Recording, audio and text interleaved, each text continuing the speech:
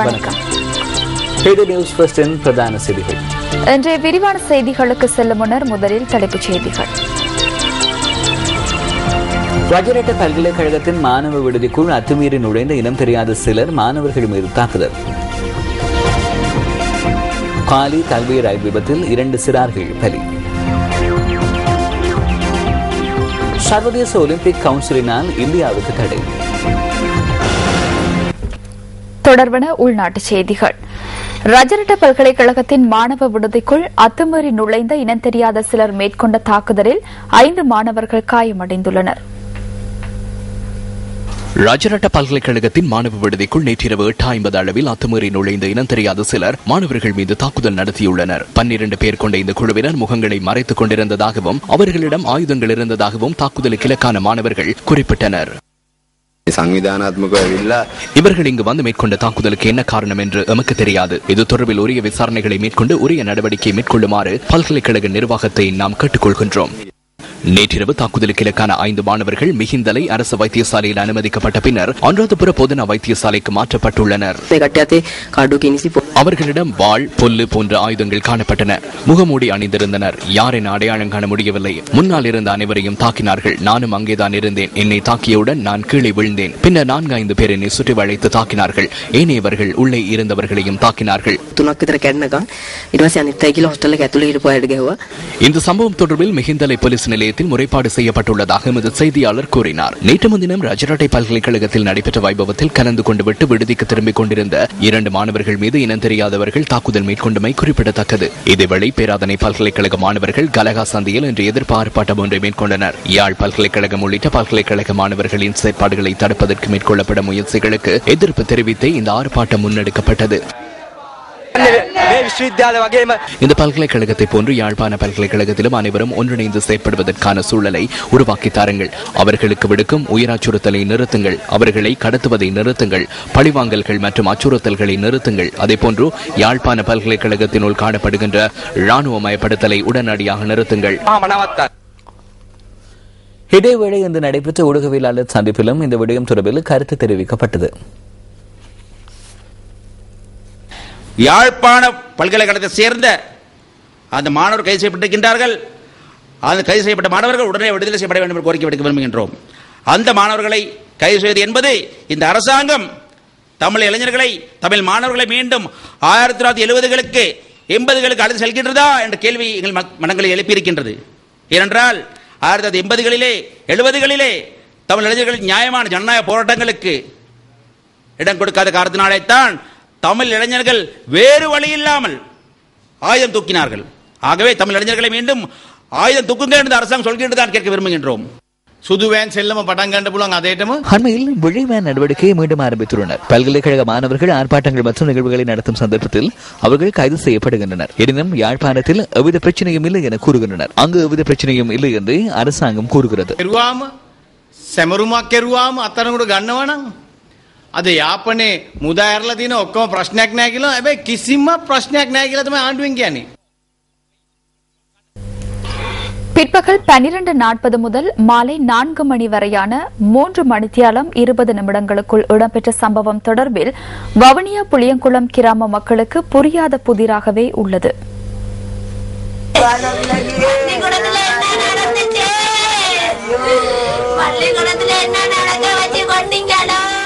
இந்த தாயின் கண்ணீர் பிள்ளை பாசத்தின் வேதனையை உங்களுக்கு புலப்படுத்துகிறது.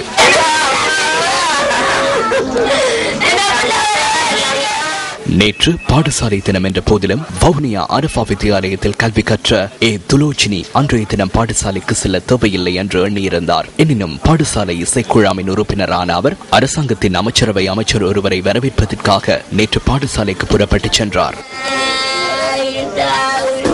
பள்ளிக்கூடம் போயிட்டு வரமான்னு நாங்க இன்னைக்கு பள்ளிக்கூடம் இல்ல தானே தங்கச்சி, நீ பேசாம வீட்டுல இரம்மான்னு சொன்னதுக்கு இல்லம்மா வேண்டடிச்சு நான் வரவேற்பு செய்யணும்.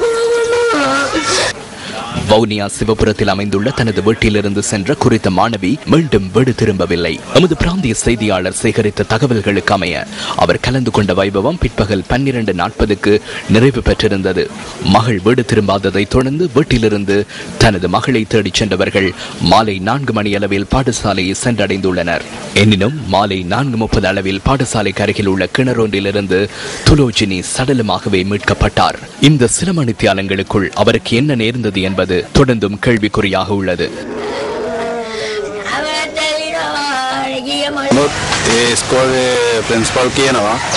மாங்காய் பறிக்க சென்ற போது விழுந்து உயிரிழந்ததாக பாடசாலை அதிபர் கூறுகின்றார். இந்த மரணம் தொடர்பில் நமக்கு சந்தேகம் எழுந்துள்ளது. பாடசாலை சீருடையிலேயே மாணவி உயிரிழந்துள்ளார். காலையில என்னோட தான் ஸ்கூலுக்கு வந்தவா. அப்ப 2 பேரும் ஒன்றா தான் சேர்ந்து போனோம். ஸ்கூல்ல பம்சன் கொலசிட் பாஸ் பண்ணவங்களுக்கு பம்சன் நடந்தது.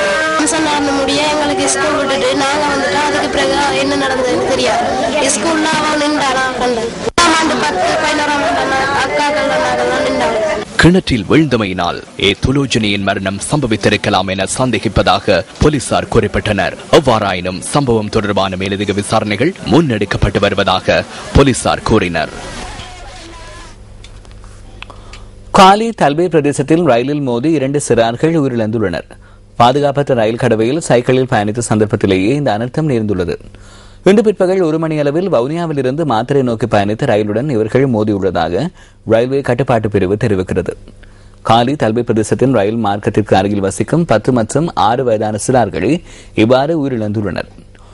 உயிரிழந்த சிறுவர்களில் ஒருவனின் தாய் வெளிநாட்டில் இருந்து சைக்கிள் ஒன்றை வாங்குவதற்கு பணம் அனுப்பியுள்ளதாகவும் சிறுவனின் பாட்டனார் சைக்கிளை வாங்கி அவனிடம் வழங்கியுள்ளதாகவும் அவரது பிராந்திய செய்தியாளர் கூறினார்.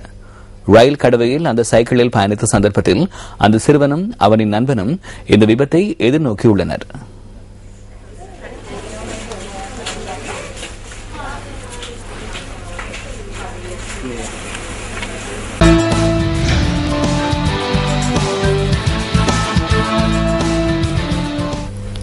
பிரதமர் நீதியரசர் மீதான குற்றப் பிரேரணையை விசாரிக்கும் பாராளுமன்ற விசேட தெரிவுக் குழு தொடர்பில் ஐக்கிய தேசிய கட்சியின் நிலைப்பாடு இன்று பாராளுமன்றத்தில் சமர்ப்பிக்கப்பட்டுள்ளது. பாராளுமன்ற விசேட தெரிவுக் குழுவில் அங்கம் வகிக்கும் ஜான் அமரதுங்க மற்றும் லக்ஷ்மண் கிரியல்ல ஆகியோரினால் கட்சியின் நிலைப்பாடு முன்வைக்கப்பட்டது. விசேட தெரிவுக்குழு கவனத்தில் கொள்ள வேண்டிய விடயங்கள் குறித்து ஐக்கிய தேசிய கட்சியின் அறிக்கையில் குறிப்பிடப்பட்டிருந்தது. குற்றச்சாட்டுகள் தொடர்பில் பிரதமர் நீதியரசர் முன்வைத்துள்ள எழுத்து மூல பதில்கள் ஐக்கிய தேசிய கட்சி முன்வைத்த அறிக்கையில் சாரம்சப்படுத்தப்பட்டுள்ளது.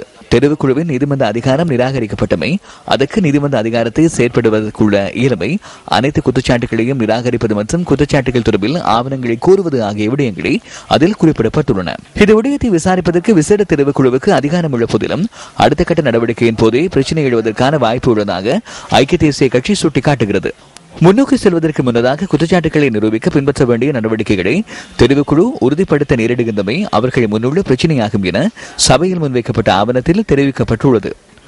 கலந்துரையாடப்பட்டமைக்கு அமைய குழுவினால் சாட்சிகளை கொண்டு செல்வது எவ்வாறு என்பது உறுதிப்படுத்தப்பட வேண்டும் என அதில் தெரிவிக்கப்பட்டுள்ளது. பிரதம நிதியரசருக்கோ அவரின் சட்டத்தரணிகளுக்கோ சாட்சியங்களிடம் குறுக்கு விசாரணை செய்வதற்கும் தேவையான ஆவணங்களை பெற்றுக் கொடுப்பதற்கும் சந்தர்ப்பம் வழங்கப்பட வேண்டும் என ஐக்கிய தேசிய கட்சி சுட்டிக்காட்டியுள்ளது. மேலும் நிரூபிக்கப்பட வேண்டியதன் பொறுப்பை உறுதிப்படுத்த வேண்டும் எனவும் நெவில் சமரகோனின் வழக்கில் முன்வைக்கப்பட்ட தெரிவுக்குழு அறிக்கையில் குறிப்பிடப்பட்டுள்ளவாறு துர்நடத்தைகள் தொடர்பிலான தெளிவுபடுத்தலை ஏற்றுக்கொள்ள வேண்டியுள்ளதாகவும் இன்று பாராளுமன்றத்தில் சமர்ப்பிக்கப்பட்ட ஆவணத்தில் மேலும் குறிப்பிடப்பட்டுள்ளது. விசேட தெரிவுக்குழுவின் உறுப்பினர்களான ஜான் அமரதுங்க மற்றும் லக்ஷ்மண் கிரியல்ல ஆகிய ஐக்கிய தேசிய கட்சி உறுப்பினர்களால் சபைக்கு முன்வைக்கப்பட்ட ஆவணத்தில் முன்னாள் சபாநாயகர் அனுர பண்டாரநாயக்க வழங்கிய தீர்ப்பொன்றும் மேற்கோள் காட்டப்பட்டுள்ளது. மேற்கோள் ஆரம்பம். புதிய அரசியலமைப்பை அறிமுகப்படுத்துவது, உயர்நீதிமன்ற நீதியரசர்களுக்கு எதிரான குற்றப் பிரேரணைகளை முன்வைப்பது தொடர்பில் அல்லது நடைமுறையில் உள்ள நிலையற் கட்டளைகளில் திருத்தங்களை மேற்கொள்வது தொடர்பில் கௌரவ பார்லிமெண்ட் உறுப்பினர்கள் தமது கவனத்தை செலுத்துவது உகந்ததாகும். மேற்கோள் நிறைவு.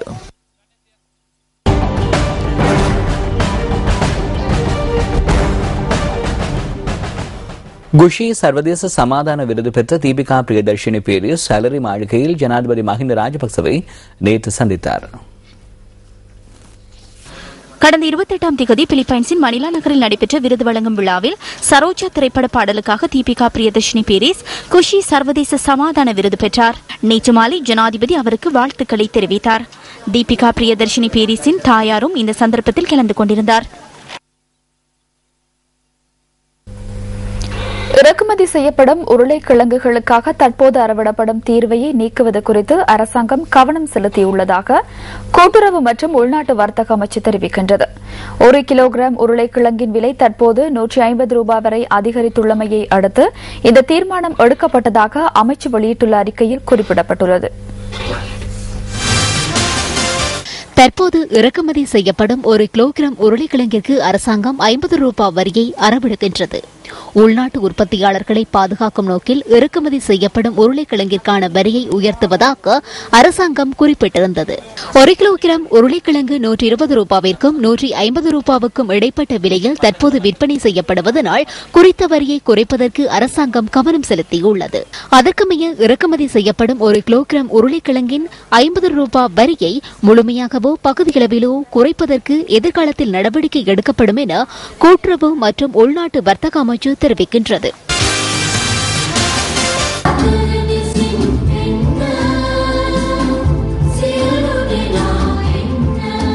தேசிய வர்த்தக திறன்காண் விருது வழங்கும் விழா கொழும்பில் நேற்று நடைபெற்றது. வர்த்தகத்துறையில் தமது திறமையை வெளிப்படுத்திய நிறுவனங்கள் சிலவற்றுக்கு இதன்போது விருது வழங்கப்பட்டன. சிறிய, நடுத்தர மற்றும் பாரிய வர்த்தக துறைகளில் அர்ப்பணிப்புடன் செயற்பட்டவர்களுக்கான இந்த விருது வழங்கும் நிகழ்வினை இலங்கை தேசிய வணிக சபை ஏற்பாடு செய்திருந்தது. சிரச டிவி, MTV, ஸ்போர்ட்ஸ் மற்றும் நியூஸ் ஃபர்ஸ்ட் ஆகியன இதற்கான ஊடக அனுசரணையை வழங்கியிருந்தன.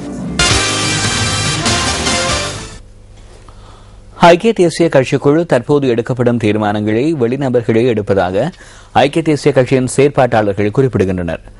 கடந்த சம்மேளனத்தின் போது அது நிரூபணமானதாக அவர்கள் சுட்டிக்காட்டுகின்றனர்.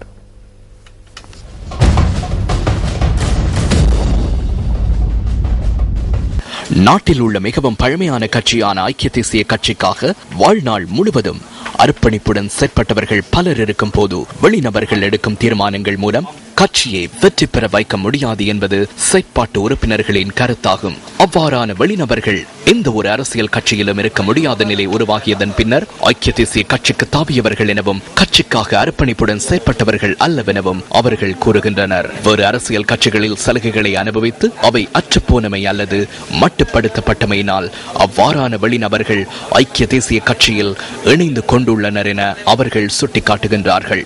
இம்முறை சம்மேளனத்தின் போது கட்சி யாப்பில் மேற்கொள்ளப்பட்ட பிரதான திருத்தங்களை முன்வைத்தவர்கள் இவ்வாறான வெளிநபர்களே எனவும் ஐக்கிய தேசிய கட்சியின் செயற்பாட்டாளர்கள் குறிப்பிடுகின்றனர்.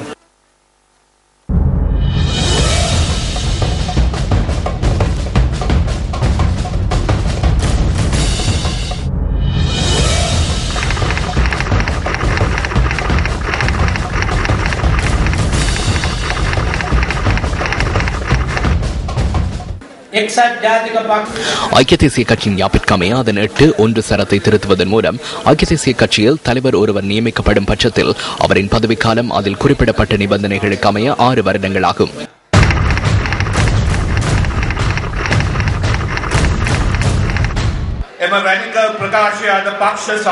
ரெடிக்கல் அறிக்கையை இன்றைய கட்சி சம்மேளனத்தில் நிறைவேற்றி 2013ஆம் ஆண்டு அதனை மேலும் விரிவாக்கி தேசிய ரீதியிலான கருத்து மேடைக்கு கொண்டு செல்ல வேண்டும் என யோசனை வழங்கப்படுகிறது. இவ்வாறான தீர்மானங்களை மேற்கொள்ளும் வெளிநபர்கள் குறுகிய காலமான 2.5 வருடங்களுக்குள் கட்சிக்குள் உள்வாங்கப்பட்டுள்ளமை தொடர்பாக கட்சியின் செயற்பாட்டாளர்கள் சுட்டிக்காட்டுகின்றனர். அழைப்பு விடுக்கப்பட்ட ஆதரவாளர்களே உள்ளனர். அழைப்பு விடுக்கப்பட்ட ஆதரவாளர்களினால் ஐக்கிய தேசிய கட்சியை பாதுகாக்க முடியாது. ஐக்கிய தேசிய கட்சியை கிராம மக்களை பாதுகாக்க முடியும். இன்று நான் மிகவும் வேதனை அடைகிறேன். நாங்கள் இன்று வீதியிலேயே உள்ளோம். சிறிகொத்தவிற்கு செல்ல அனுமதிக்கப்படவில்லை. நாய்களும் ஓநாய்களுமே சிறிகொத்தவினுள் இருக்கின்றன. யானைகள் இல்லை. யானைகள் வீதியில் வேதனைப்படுகின்றன. வீதியோரங்களில் யானைகள் நிற்கின்றன.